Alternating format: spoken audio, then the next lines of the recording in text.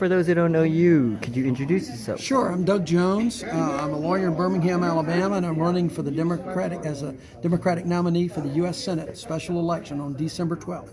Okay, so on December 12th in Alabama, voters can come out and vote for either you or Roy Moore is the Republican nominee okay. for the Senate, and I think it's a pretty stark contrast between me and Roy Moore if you look at our histories. Okay. First of all, could you tell the viewers what the important role of or for the U.S. Senate is? Well, I think this Senate election is going to be especially important. You know, there's 100 U.S. senators, 2 from Alabama, and I think because we're in a special election, really there's a lot of people looking at this, and the winner of this race is going to be the face of Alabama for some time. Even though we've got elections coming up next year for governor and others, there is such interest, and the contrast between Roy Moore, who's a real divisive, polarizing figure, who is been around, been kicked out of office twice when he won statewide office, versus myself, a former United States attorney, prosecuted the 16th Street Baptist Church bombing cases, history of trying to reach across political aisles and everything else to try to find common ground. The contrast couldn't be greater. And so we believe that, and I believe that the next election is critical. We're at a crossroads in Alabama, and we can either go forward and have somebody that can try to unify the state and unify the country and unify the Senate, or we can have a divisive figure like Roy Moore who's just going to throw more chaos into an already chaotic, almost dysfunctional system in Washington, D.C. And Doug, may I call you Doug Jones? You may, absolutely. Just call me Doug. I'd call you Senator, but that's in the future. But Doug, what inspired you to run for office for U.S. Senate? That's a great question, and it's a combination of things, really. I don't think the working men and women of Alabama, the folks that make this state great, have had a real voice. Everything has become so polarized politically. Right. And it's an us against them situation. And I believed for a long time that people across the state, no matter where you're from, whether it's up here in the Tennessee Valley or down in Mobile or across the Black Belt, I think the people of the state have a lot more in common than we have divide us. But those issues haven't been brought to the front. People haven't talked about those issues that we can find common ground on. So I really wanted to set this candidacy and make sure that we do that and we stay true to those issues, what we've called the kitchen table issues of health care and affordable and access to health care, issues of jobs, the economy, bringing back great manufacturing jobs here. And sir, may I ask, sorry for interrupting, but That's okay. How would you implement or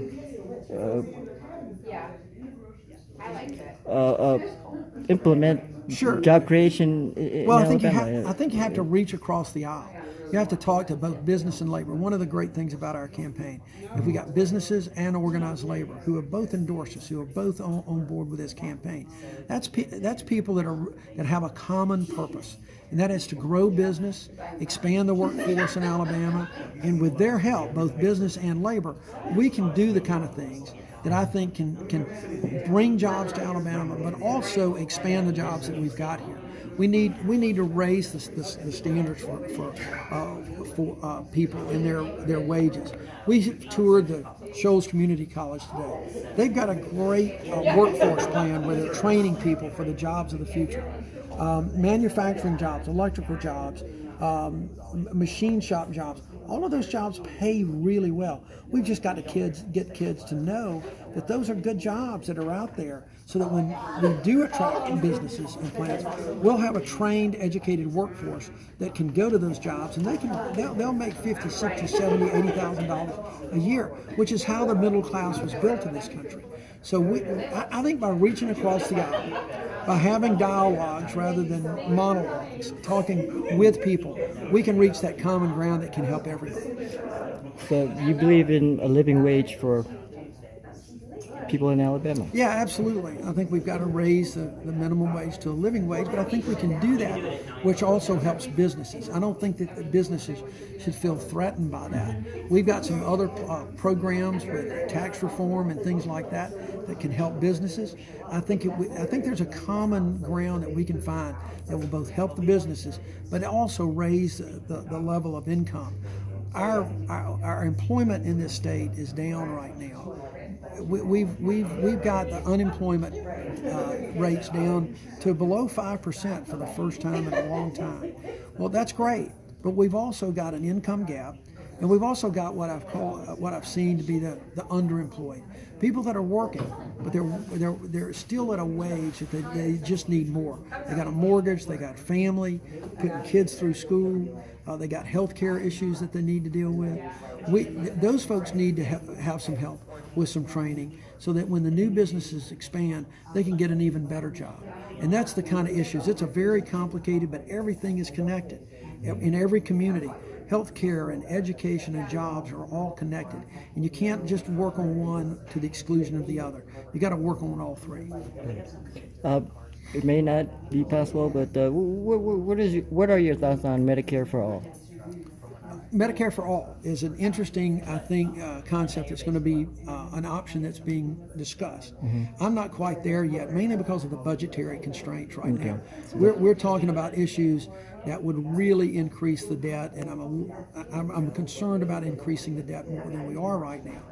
On the other hand, I do think that you can look at what I call a public option for health care, not just have one provider for health insurance, but to have a public option where people can buy into, like a Medicaid program or Medicare program. Medicare is run very, very well in this country. People could buy into that. It would help stabilize the markets. So I think that is a step in the right direction. And then we'll see how that goes. Everything is on the table. What I've talked about with healthcare is it's very complicated. The Affordable Care Act was never supposed to be the end of the discussion. It's always going to be a work in progress. We need to see what's working, what's not working, so we can make the right adjustments. But you can only do that if you quit playing political football with people's health care and really start talking to people. Get the doctors, get the hospitals, get the insurance companies, get pharmaceutical companies, all at the table to talk about what's good for everybody. Okay. Doug, when you decided to run for U.S. Senate, campaign contributions, are they mostly from small donors, single donors? Yeah, most of our campaign contributions have been from donors. I don't know what the average is, but we've been incredibly fortunate. We've gotten thousands and thousands of contributions from small donors. The maximum contribution is $2,700, and we've gotten quite a few of those as well. But I think by and large, most of our donor base is smaller donors that we've been able to attract over the last 4 or 5 months. Very happy where that's been. So you're less likely to do the bidding of big corporate donors? Well, that's, there's a limit for the campaign. Right. And we've received both labor and business PAC money, which is only $5,000, a little bit more than the individual contribution. But all of our money right now is coming in smaller increments. I don't know what the average contribution is. It's probably $100 to $125, maybe a little bit less. Okay. And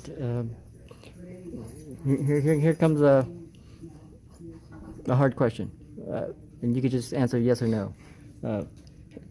Has anyone, from your knowledge, overdosed over marijuana? No. Okay, thank you. And one last question: do you have any pets or animals, sir? I do. I have 2 British Labradors that I got for my birthday about 3 years ago. That I wish I could take on the campaign trail with me every day. Scout in Dakota, they're awesome. Okay, so if we were to elect you as a U.S. Senate in Alabama, and there were legislation and laws protecting animals, would you be in favor?